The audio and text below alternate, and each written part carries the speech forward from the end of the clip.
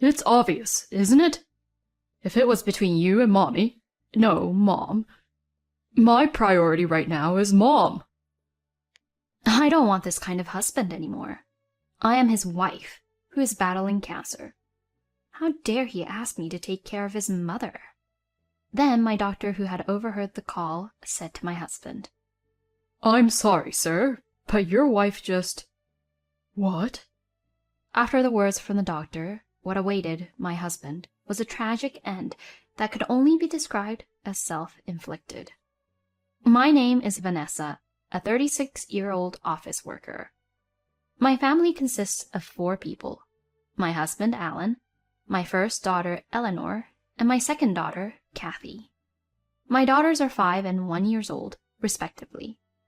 Eleanor, the eldest daughter, has been a strong woman since she was a child. She takes good care of Kathy. Looking back, it was my daughters who always supported me when I was going through a difficult time. It was natural to think that ever since my husband, Alan, started to neglect his family. I know why. It all started with Connie, my husband's mother. I have hated this woman since the beginning of our marriage. She is a very old-fashioned person and a nagger. She has been sarcastic to me for any reason she can think of, but in the end, no matter what I do, Connie doesn't like it. I heard that every family has a problem between wife and mother-in-law, so I thought it was just the way of the world when I first got married. However, a few years later, I became pregnant with my first daughter, Eleanor. During the medical checkup, we were told all along that the gender was a boy. When I told my parents-in-law about this, they were unusually kind to me. However, when it came time to give birth, I was surprised to find out that it was a girl. My parents, who came to visit me, and I laughed together about how such a thing could happen. My parents-in-law also came to see me. Unlike my father-in-law, who looked at her kindly and said how cute she was, my mother-in-law glared at Eleanor. My mother noticed right away. I'm so happy to have a first grandchild, aren't you? Vanessa, you did a great job. It was a remark that was intended to soften the atmosphere, but after the next words from my mother-in-law, the place instantly froze. Is that so? I heard it was a boy. I feel like I've been tricked by Vanessa.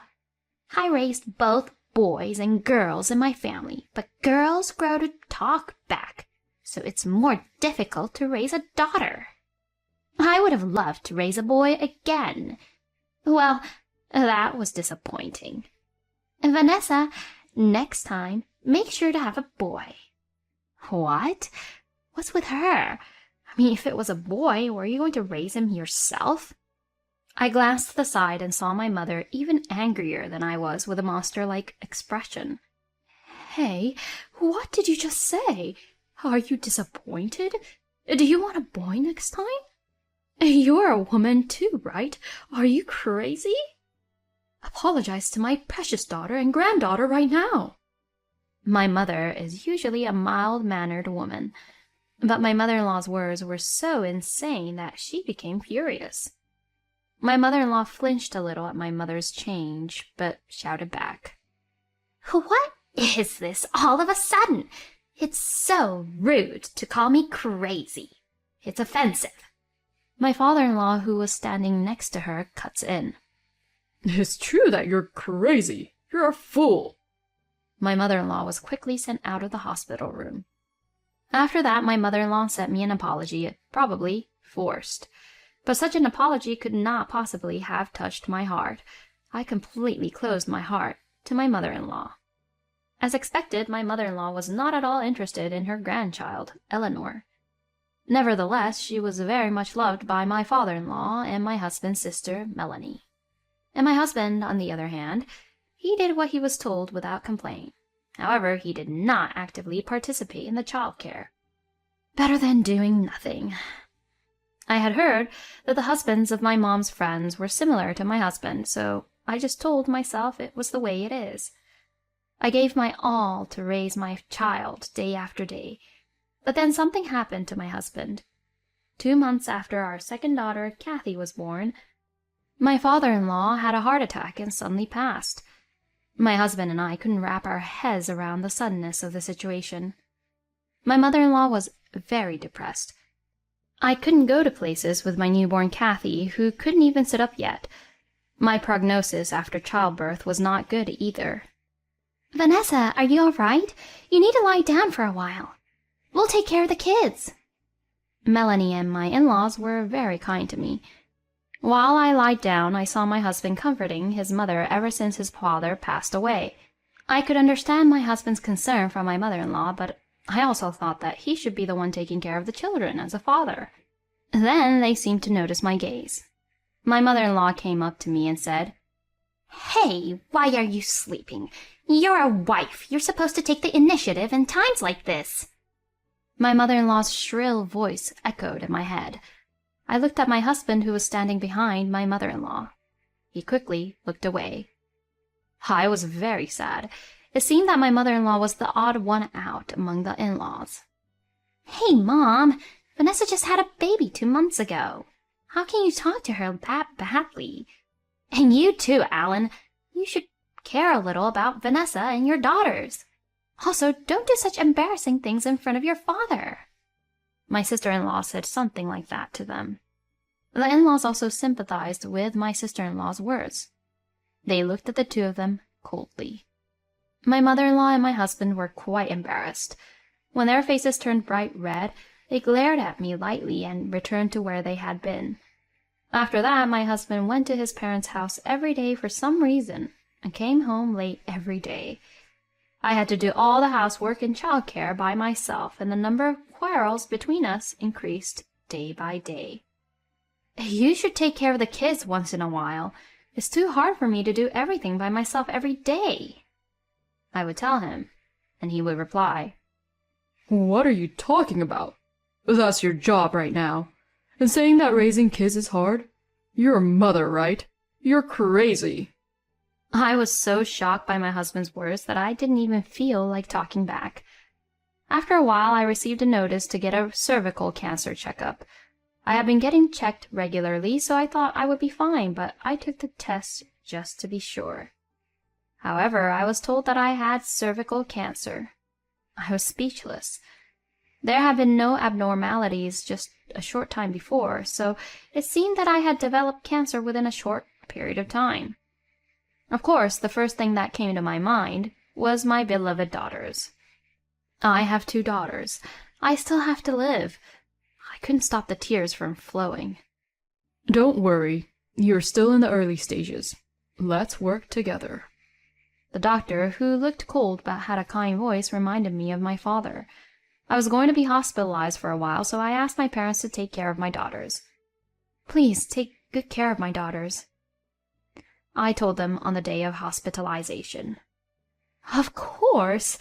I'm so happy to be able to live with my grandchildren for a while. Vanessa, it's going to be okay." I thanked my mother for the bright response. Eleanor, my eldest daughter, looking at me worriedly and said, "Mommy, you are coming home from the hospital, okay?" "Yes, I'll definitely be back, good as ever," I answered, fighting back tears. I told my husband about my illness, but what was his reaction? Early stages? Good for you. You should ask your parents to take care of the kids. I've got work to do, and I'm worried about my mom, so... I was so disgusted at my husband's decision to leave the children to my parents as if it were a matter of course. By the way, my husband and mother-in-law never came to visit me once during my stay in the hospital. When I get out of the hospital, I'm going to divorce him immediately. In my mind, that was the best choice I had, but my husband made a ridiculous request to me. We've had a call from your husband. He seems to be in a very bad mood." One day, as I was getting close to leaving the hospital, my phone started receiving a large number of calls from my husband in the morning. Naturally, I couldn't bring myself to answer them, so I ignored them. It seemed that he had given up calling me and decided to call the hospital. I wonder if he's thinking of apologizing.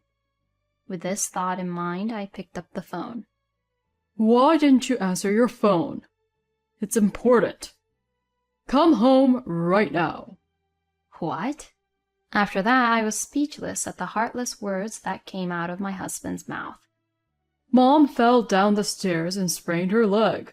I have to go to work, and you're getting out of the hospital soon, right? Can't you get out a little early? Melanie's not around. You can take care of Mom instead." I couldn't keep my mouth shut. What are you talking about? You know I'm in the hospital with cancer, right? Are you treating me the same as if I have a sprain? That's going too far, isn't it? Are you crazy? I've been thinking for a while now. Me or your mother, which is more important to you? I asked. "It's obvious, isn't it? If it was between you and Mommy, and no, Mom, my priority right now is Mom," he answered without hesitation. What's with this guy? As I remained silent, the doctor in charge, who was standing nearby, spoke up. "I'm sorry, sir, but your wife, she just told me that she is divorcing you. Therefore, why don't you, as her son, take care of your mother? Or rather, since she's your parent in the first place, it is your role to take care of her, isn't it? Don't you think that's normal? And you're asking her to leave the hospital early. Who the hell do you think you are? It's not up to you to decide. I'm the doctor." "What?" My husband was flustered on the phone because he was suddenly yelled at by a doctor he had never met. A few minutes before this happened, the doctor in charge had visited me in my hospital room. After I finished asking some question about how I was supposed to spend my time after leaving the hospital, he asked me, "Is there anything else on your mind?" "Well, actually, my husband and I are thinking of getting a divorce. I'm worried about my children since my body is in such a state. But I guess you wouldn't be interested in any of this." I laughed weakly, and then a nurse came to visit me, holding the phone. I continued the doctor's words toward my husband. "When I'm discharged from the hospital, I'm planning to talk about our divorce. I've wanted to talk for a long time, but I haven't been able to talk much lately because of someone who only sees his mommy." I dared to use the word mommy I had heard. I wondered how he would react, but it seemed that he realized that he could not win us just by him, so he hung up. That was anticlimactic, but I thanked the doctor for his help. "He is an unbelievable man. You must have gone through a lot in your life with him. You have a bright future ahead of you." The doctor smiled at me, and I smiled back as I agreed. After being discharged from the hospital, of course, I did not return home, but went straight to my parents' house. My husband had never contacted me since that day. There was no reason for me to contact him. However, on the weekend, my husband suddenly visited my parents' house with an unwanted companion. Of course, it was my mother-in-law, who looked completely healed from her sprain. "You say you're going to have a talk like you're the one in charge. You should be ashamed of yourself for involving your grandchildren and your parents in your selfishness." She raised her voice as she saw me. "For my part, I think it's more embarrassing for you to just show up at someone's house and rant and rave in a loud voice." My mother, who said this without hesitation while snickering, was already ready to fight. Contrary to my mother, my father is calm. "Well, look who's here. We can't all be standing in the doorway to talk. You should let them in," he said to my mother. I left my daughters with my mother, and I started. "I will now begin our discussion. First, I will never give up custody of my daughters. Then, there is the matter of child support." As I proceeded with my story in a calm manner, my husband looked impatiently at me and said, "Wait a minute. Don't go ahead with the conversation on your own. You don't have to get a divorce. We can just carry on as before. If you're having a hard time, you can stay here for a while, so I'm sure the girls will feel lonely without their father." What the hell is this man talking about? My husband goes on mumbling. I didn't even want to look at him anymore. To that, my father calmly said, "Yeah, okay. I don't care what you have to say. Can you just fill this in and make your way home?" I have a guest waiting in the back." My father presented my husband with the divorce papers, my part already filled out. His calm face kind of scared me. Did you hear what Alan said? He's telling you he's not willing to get a divorce. Can't you even listen to others? This is why I hate insane people. My anger reached its peak at my mother-in-law's statement. What? Who are you to say that? Don't tell me you think you're a sensible person, because that's impossible. You are like the definition of insane walking around with clothes on. For a second I thought I was going too far, but I did not regret that statement at all. My mother-in-law's face turned red and tried to use violence towards me when... "You stupid mother and son over there!" I heard an angry voice from the other room. The two of them widened their eyes in surprise at the appearance of this person. "Melanie, why are you here?" My sister-in-law glared at them. "I heard Vanessa was out of the hospital, so I came to see her. I should have just cut you off at Dad's funeral. It's embarrassing to have such people as my family. I ask that you never get in touch with me as of today." To my sister-in-law, who said this coldly, "You have always been like that. All you do is talk and act cocky. Alan, on the other hand, is so honest. I should never have had you." How could she say that to her own daughter? As a mother, I felt nothing but indignation. But my sister-in-law did not back down. "You're the one who's the same as you've always been. You've always been so mean to me just because your son follows what you say and is cuter to you than me. It's no wonder I have no family now that my father is dead. And I heard that you asked Vanessa to get out of the hospital to take care of your sprain. Are you crazy? Oh yeah, Vanessa and I talked about this earlier with Melinda. Melinda is as pissed off as she's ever been." At the mention of Melinda, the faces of both of them turned pale. Melinda is my late father-in-law's sister. It seems that even the craziest mother-in-law has someone she doesn't like. That was Melinda. When my mother-in-law was still young, Melinda kept lecturing her until she cried when she used to be overbearing at family gatherings, saying that she was the eldest son's wife. Melinda also lectured her about her comments towards me at my father-in-law's funeral. While I was talking to my sister-in-law about divorce, she suggested, "Hey, why don't we talk to my aunt about it?"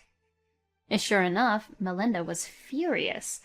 She said she would not invite them to any future gatherings. The area around my parents-in-law's house was almost entirely made up of relatives, so it was given that they would be ostracized. The two of them seemed to realize that too.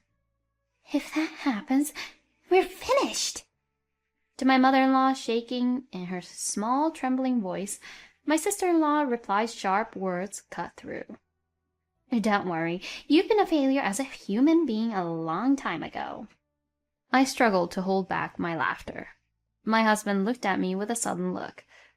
"Vanessa, please reconsider. It's not like I've been unfaithful or in debt. I'm just happy that my mother counted on me. Lately, you didn't praise me at all when I helped you with the housework and childcare." In response to my husband's remark, I said, "I hear that the cause of divorce is usually differences in values, and that's true. Who would want a father who only hangs out at his mother's place without taking care of his own children? I don't want that. And as long as you think that you are helping me with housework and childcare, I don't need you." The words were coming out of my mouth so smoothly. "But Kathy is only 1 year old." My husband, who was still mumbling at this point, was cut off by my father. "Hey, Alan, what do you think is the role of a father?" My father asked as he looked at him straight in the eye. Well, money. As a father, I make money." Without delay, my father said, "What? No, that's not it. That's your personal role, isn't it? And if it's about money, Vanessa has a job too, right? And on top of that, she's very busy with housework and childcare. What the hell are you doing as a father in that house?" "What?" My husband looked dumbfounded at my father's question. I told you when Eleanor was born that from now on you would take over for me and protect my daughter and grandchildren. Can you look me in the eye and tell me that you are doing that? I don't think you can. That's why I told you from the beginning to sign the divorce papers and get out of our life. What do I have to say to make you understand? My mother is the type who gets emotional when she is angry. My father, on the other hand, is the opposite. He is quiet and gets angry with a calm face. That is very scary. My husband couldn't say anything. My mother-in-law, who was standing next to him, was also in a state of absent-mindedness, as if her soul had been drained out of her. Here you go. I hand him a pen. With trembling hands, he finally started to sign. When he had finished writing, I said to him, I thank you for giving me 2 daughters. Kathy recently learned to walk. You wouldn't know, would you?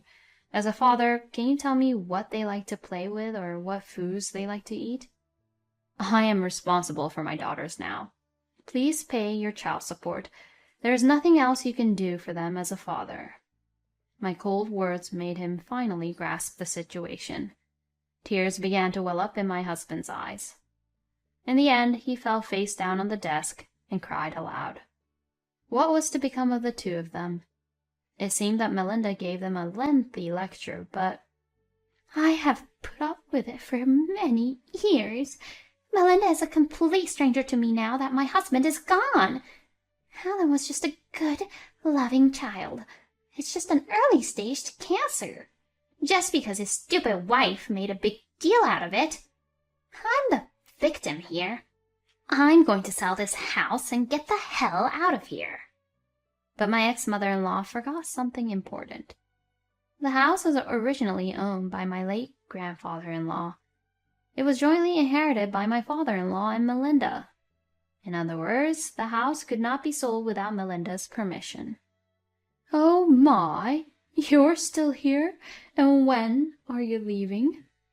Melinda was egging her, but she had nowhere to go, so she seemed to have quieted down completely. As for my ex-husband, he was working for a company owned by his family, but he had to be punished for his actions. He has changed from his desk-oriented job to a salesman, sweating profusely every day. He's not the type of person who is a hard worker, so his performance is always at the bottom of the list. His pride became shredded. He seems to be lying on a bed of nails because many of his co-workers are his relatives. But I think he deserves it, since it is the end result of his own actions. As expected, my ex-husband seems to have realized and moved away from his mother. However, my ex-husband has no one else to turn to but his mother, who seems to be contacting him every day. He seems to be neurotic now. From my point of view, I think they are both crazy, so they should go ahead and do whatever they want to do. I am too busy raising my children to spend a second thinking about them. I feel much better than I did before the divorce. I don't have to cook meals for my ex-husband, who would come home unannounced. I can do housework and childcare at my own pace. I have now returned to work, and I am doing my best with the support of my parents. The biggest source of emotional support is the smiling faces of my daughters. I hope that my ex-husband will regret for the rest of his life that he was not able to watch his beautiful children grow up. Thinking of this, I vow to be a strong mother.